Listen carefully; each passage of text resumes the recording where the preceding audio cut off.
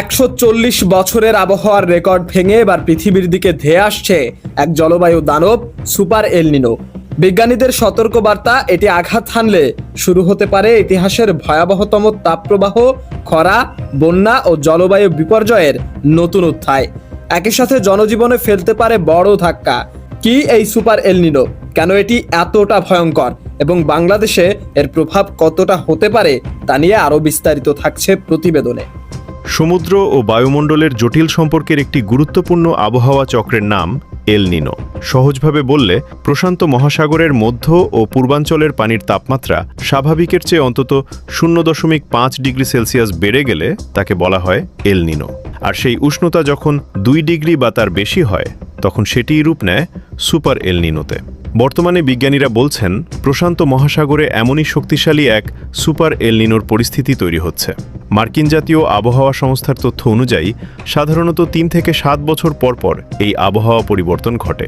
তবে এবারের পরিস্থিতি স্বাভাবিকের চেয়ে অনেক বেশি উদ্বেগজনক।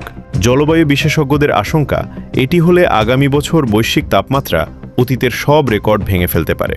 এমনকি গত 140 বছরের মধ্যে সবচেয়ে শক্তিশালী এল নিনো হওয়ার সম্ভাবনাও রয়েছে। এর প্রভাব হবে বিশ্বজুড়ে।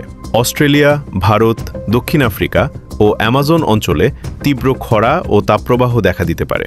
অন্যদিকে যুক্তরাষ্ট্রের দক্ষিণাঞ্চল এবং মধ্য ও দক্ষিণ এশিয়ার কিছু অংশে বাড়তে পারে অতিবৃষ্টি ও আকস্মিক বন্যা।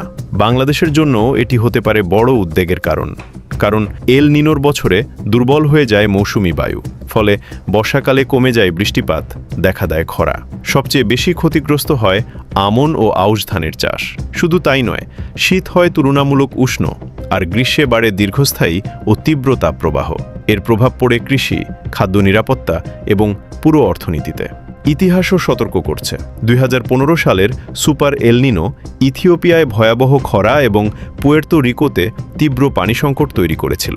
বিশেষজ্ঞরা বলছেন, আগামী কয়েক মাসের মধ্যেই এই আবহাওয়ার প্রকৃত শক্তি আরও পরিষ্কার হবে। তবে একটি বিষয় নিশ্চিত, যদি সুপার এল নিনো পূর্ণ শক্তিতে আঘাত হানে, তাহলে পৃথিবীকে প্রস্তুত থাকতে হবে আরও উষ্ণ, আরও অস্থির এবং আরও ভয়ঙ্কর এক আবহাওয়ার বাস্তবতার জন্য।